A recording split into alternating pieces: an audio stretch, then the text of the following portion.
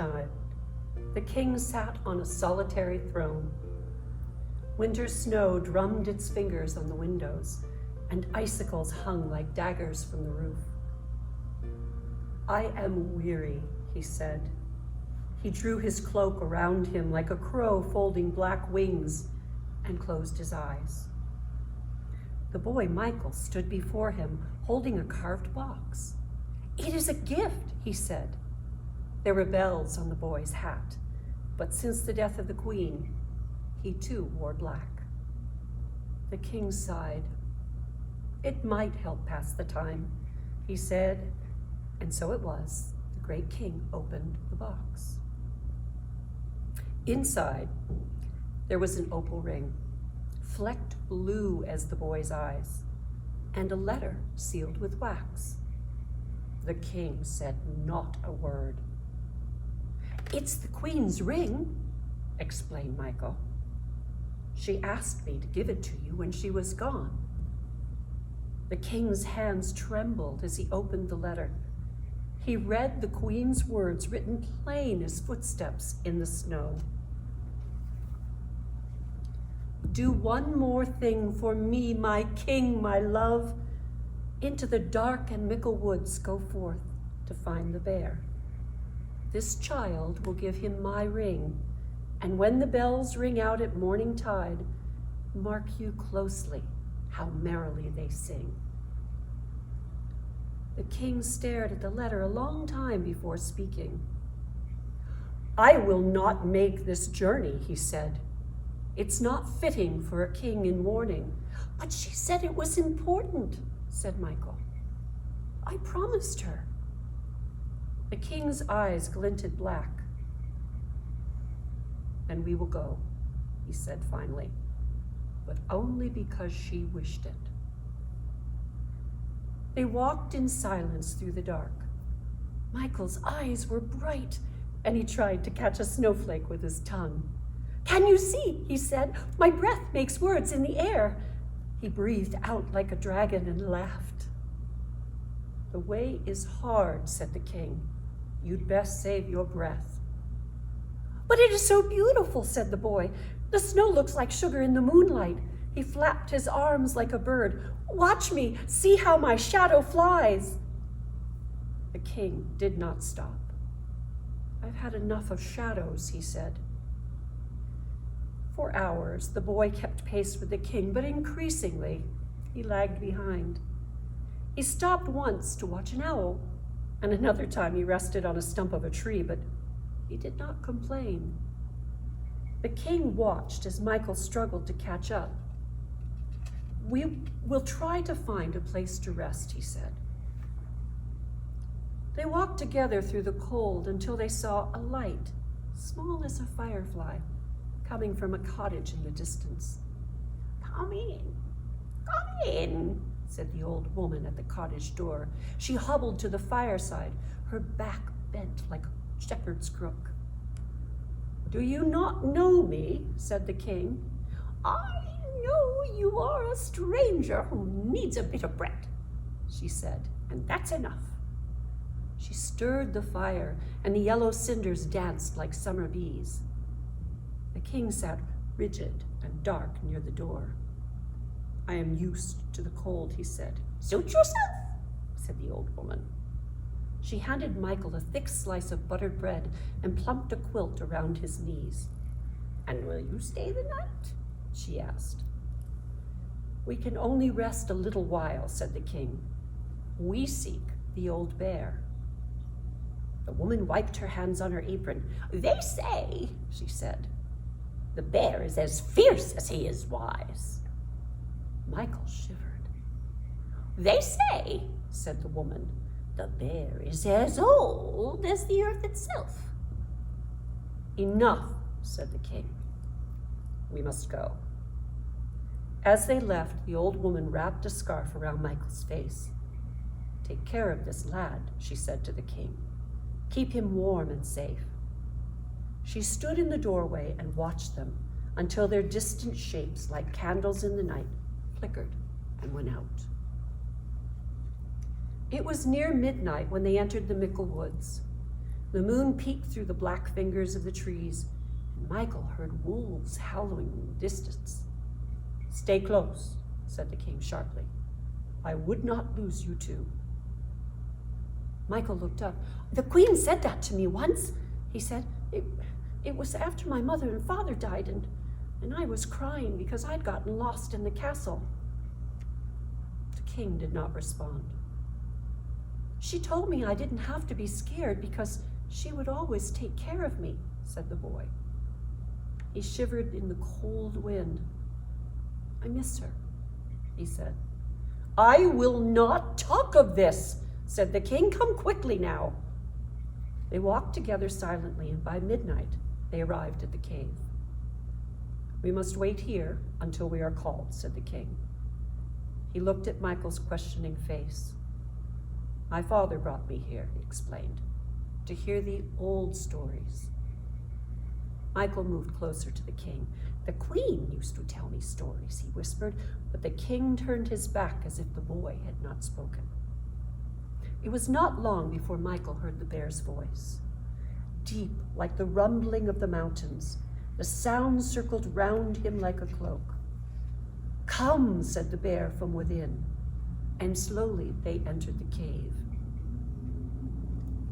Michael saw the candles first, hundreds of candles that flickered brown shadows on the walls. And then he saw the bear himself, large and golden as a haystack, seated in a carved oak chair. "My queen is dead," said the king, motioning the boy forward. "She asked that we bring you her ring." The bear growled low, like the sighing of the wind.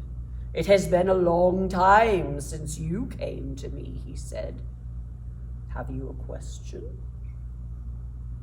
"Why ask questions when there are no answers?" said the king. He turned as if to go, but the boy tugged on his arm. "The stories," Michael whispered. "What about the stories?" "We have done what the queen asked," said the king. "But could we hear just one more?" "We have no need to stay longer," said the king. The bear growled again, and this time Michael felt the ground tremble beneath his feet. "You have more need than you know," said the bear. He drew them nearer to the fire. "Consider this," he said. "In a kingdom long ago, there was a man who traveled from the farthest city to the nearest town. And as he went, he traded things: a pair of shoes for a piece of gold, a parrot for a bolt of silver cloth, until he was more rich than he had ever dreamed possible. The people thought a man who had so many things must be wise, and no matter where he went, they followed him, asking questions. 'A day cries,' said one. 'What should we do?' 'My father went to war, how will we live?' said another. But though the traveling man could fetch goods from his sack and add up sums, he could not answer their questions. One day he met an old woman who carried a box. 'Inside this box,' she said, 'are answers to all things.' The traveling man whistled. 'I have seen many things,' he said, 'but I would give all that I have to open that box.' 'Done,' said the old woman. When the traveling man lifted the lid, he saw to his surprise that the box was filled with coins. Each one was stamped with a curious sentence. 'Open the door,' said one. 'Give him your love,' said another. 105, said a third. The traveling man was overjoyed. 'I am rich beyond measure,' he said. 'I have answers to all things.' The old woman smiled. 'But what good is an answer,' she said, 'without the right question?'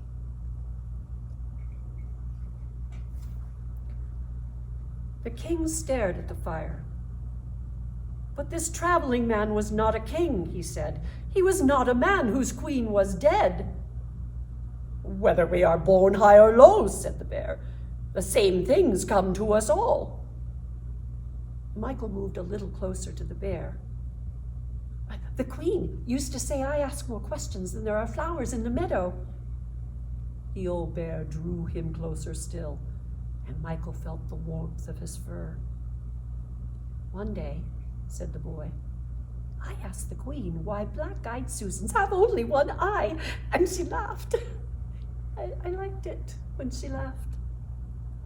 The king scowled. Enough of this talk, he said. I have given you the queen's ring as she asked, and we shall not stay longer. This time the bear's growl shook the walls of the cave and made the candles flutter like moths. Consider this, he said. In a kingdom long ago there was a man who lived alone. In spring he never sowed his seeds for fear there might be drought, and in fall he would not travel lest his ship be blown into the deep. But he locked his doors inside and out, and it did not bring him peace.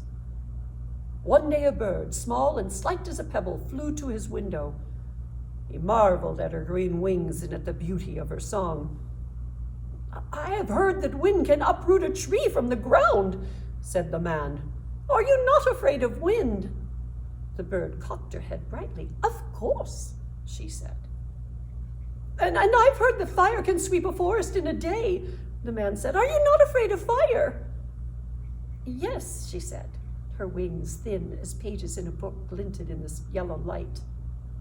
But if you are afraid, asked the man, why do you fly? Why do you build your nest? The bird cracked a grain of millet in her beak. There are things I would not miss, she said.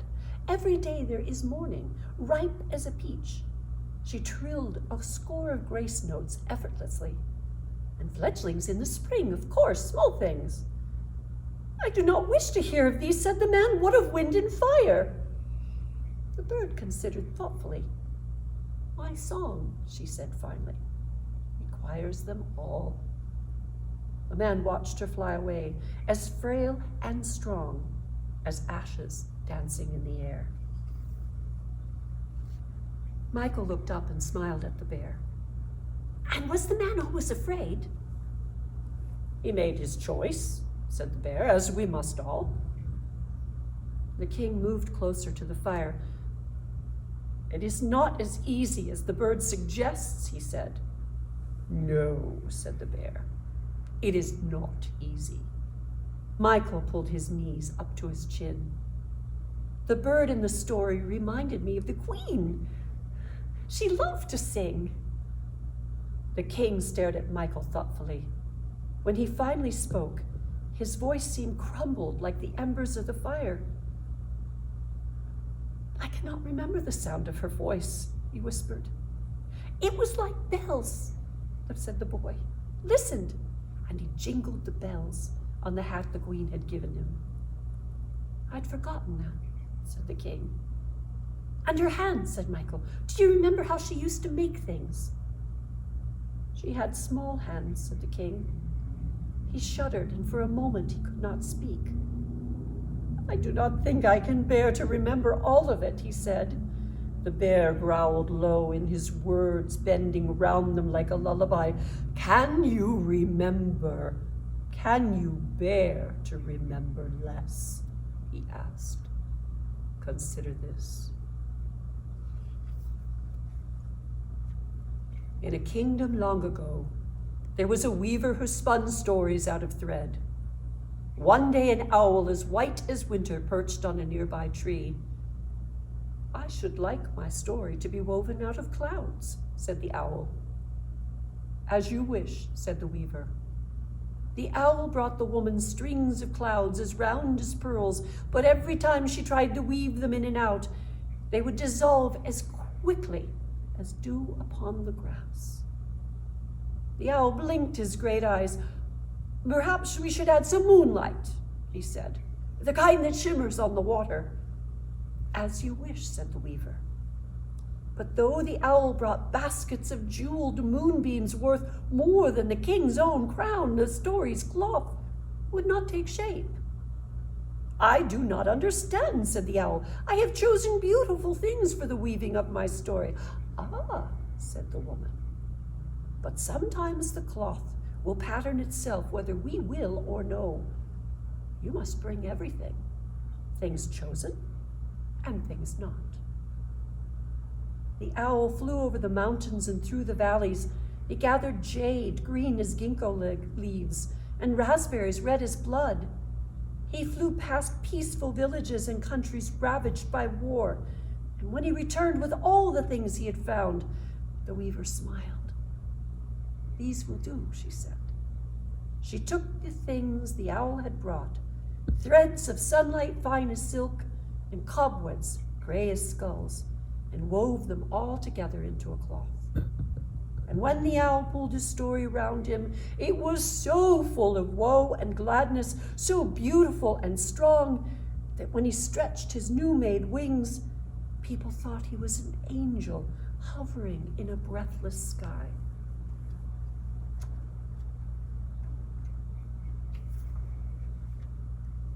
"So it was," said the bear, "and so it will forever be." The king sat alone, without saying a word. He turned to the boy, his face white as bones. Slowly and deliberately, he reached out his hand. "Do you remember," he said softly, "how she loved all things?" Michael hesitated, and then, timid and brave as a sparrow, he climbed into the king's lap. "If I was sad," he said, "she would hold me." "So she did," said the king. He cradled Michael in his arms as through the long night they slept, their dreams entwined like holly branches in a wreath. When the morning came, they left the Mickle Woods. They walked softly, stopping to rest only at the old woman's cottage. Michael laughed as they stomped snow from their feet and knocked on the door. "We thank you for your kindness last night," said the king. Fluttering about like a gray dove, the old woman made them wait until she had wrapped a loaf of bread for the journey home.